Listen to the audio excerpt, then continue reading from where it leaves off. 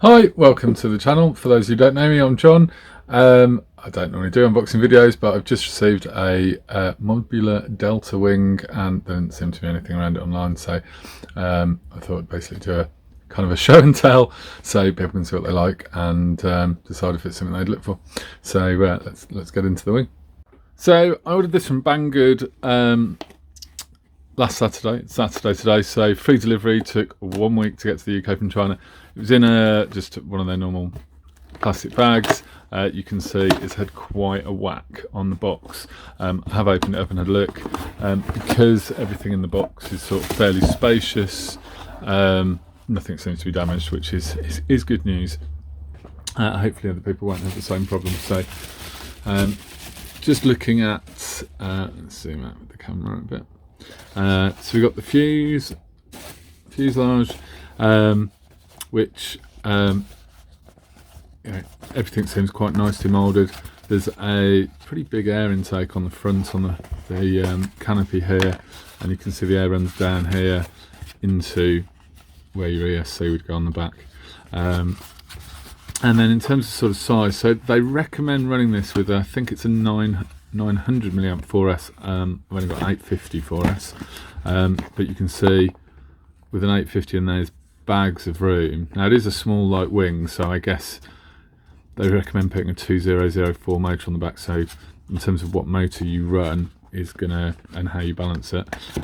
But if you wanted to go bigger, that's a 1550 4SR line, which fits quite comfortably, and actually the CNHL 1100 6S still goes in and it won't go all the way forward because the lip on the thing, but does the canopy does still fit on that, whether you'd hit CG, and it'd obviously be a reasonable weight for the wing, I don't know, but if you just want to go really fast, your stall speed's going to be higher, but it's a potential. So in terms of what else we've got in the box, wings. So I obviously got the kits. As you can see, there's no surveys. I guess they come surveys installed. The interesting thing that's worth mentioning, actually, when I find it, is got the fins here. So I ordered. There's a. I'll pop one in there. There's just a bit of excess foam that needs cutting off from the mould on here. So I'll just. Oh, that's terrible. Always harder to do anything on camera.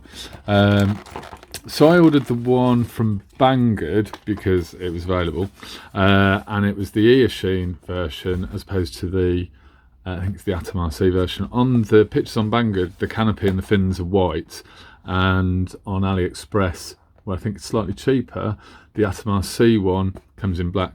Clearly the Eachine one actually is in black when you receive it, but the photos on Banggood are white. We've then got a spar somewhere, which is, I'm going, that's like 5mm spar, is it? Oh, it's a 6mm spar. So I think that's a thicker spar than you get in the Ripper. I was always surprised by how thin the spar in the Ripper was. As you can see, the spar doesn't really interfere with your space in the fuselage. So even if you were trying to be crazy and put a 6S 1100 pack in it, you've actually still got quite a lot of room left. So if we just slot these wings on to give you an idea of the scale of it, I think it's a 600, 650 wingspan.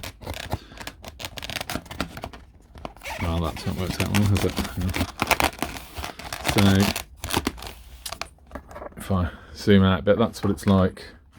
The sort of size of it all in. To give you some kind of comparison, got a Ripper here, which everybody loves it seems. You can see mine's had a dent in the front.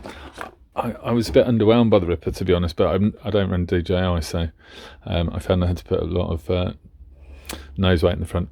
Covering it in vinyl and laminating it probably obviously doesn't help. More weight at the back, but so it's definitely slightly, but it's got a smaller wing area. It's definitely a lighter wing than the Ripper, and it's designed to run a much smaller motor. So in terms of what else you get in the box, oh, it's worth mentioning while I forget, interestingly, the fuse doesn't come glued together, which is quite nice, because the number of times I've seen models that come and stuff aren't quite glued that well. At least you get to glue it yourself and you know you're happy with it. Also in the box you get some other bits of foam. So you'll see on the nose of the fuse, the front bottom half of the camera is missing, and then you get a selection of different mounts. So you can either, if you wanted to fly it line of sight, put the camera somewhere else, you can just fill that in. And then there's two camera mounts. You've got a little square so you can put your GPS in the back here, and you've obviously got a square of foam to cover that up. And then also, which I thought was quite interesting, if you didn't want to run the fins, they do give you foam to fill these inserts in with. Now, the verts on the wingtips are, you know, not even 1.5 inches high. So if you're not running the fins in the middle, you're definitely not going to have a lot of yaw stability.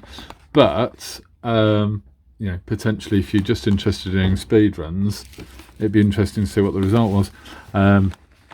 Now these are not magnetic. I mean, they're a fairly snug fit, but I think you'd want to glue them. So you could put magnets or find a way to make them interchangeable if you wanted to try various configurations, but I think I'll probably glue mine in. The other thing I thought was quite interesting was I was looking at the fins, thinking, well, what's this groove for here? And you'll see it's cut into the fuse as well, and it's obviously so you can run antennas from your receiver up each of the fins, which is a nice touch. And then what else do we get? Battery strap, mine's the Eachine branded one. Some control rods. Where's the wing gone? What I thought was interesting was there's carbon rods, well they're square actually, to reinforce the elevons. When you glue those in, make sure the control horns have a little square in them, so the control horns actually slide through them and then stick in, so make sure you glue those in together. The control horns actually glue onto the top of the elevon, they don't stick all the way through, so hopefully with that rod they're still going to be pretty secure. And then you get a whole lot of ply cut. So if we just have a look in the ply bag and I'll show you what we've got. So I'm going to have to take the spar out there. Let's take the wings off here. So in the fuse you've got some side supports that go in each side. Obviously these all need to be glued in, where the spar will run through, and then there's a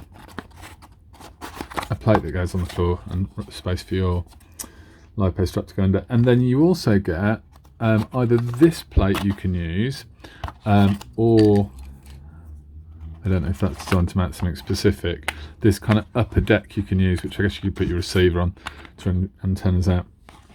You can also see here there's holes for magnets. They're not pre-installed, but you do get magnets in the kit, so you can glue those in. And then on the bottom there's a kind of surround that glues in, and then your ESC cover can screw on and off, which I thought was fairly nicely done. In the instructions they've got this as a catch for the canopy, but when I find the instructions out, it looks like there are potentially two different canopies. I don't know if there's two slightly different models. Let's find the page on the instruction. So can we zoom in enough to see that? Probably not. So you can see here, well, you can't really see, the picture's tiny on the instructions, but there's the canopy I've got here, which looks like the bottom one, and then the top piece I don't recognise from what's in the kit that I've got, and it shows to glue this little ply catch onto it, but as this slots in the front and then the magnets hold it down, I don't know how that catch would work exactly.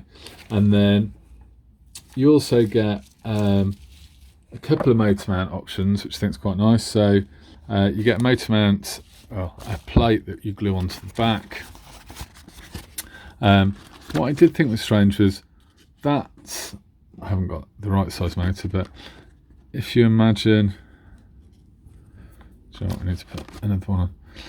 That's on there. The thrust angle is kind of pointing down slightly, but then there's reflex on the wing, so you're a bit like, well, why put reflex on the wing if you put the thrust angle down, because they seem to be counteracting each other, but we'll see how that goes when it flies. Clearly with the mounts that you've got, it's designed for a 2004 motor. This is actually a 1507 motor, which is a similar state of volume actually. So I think I might try this because I don't have a 2004 motor in, just to sort of get it in the air. If you wanted to put a bigger motor on, you would have to either drill this or design a 3D mount. But all in all, kind of interested to see to get it in the air. It's very light. Foam feels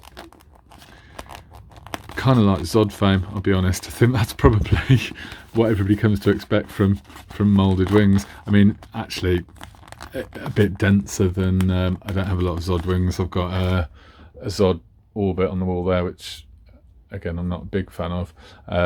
That's different. I mean, the wings are sort of hollow celled, but I'd say this probably feels slightly denser foam.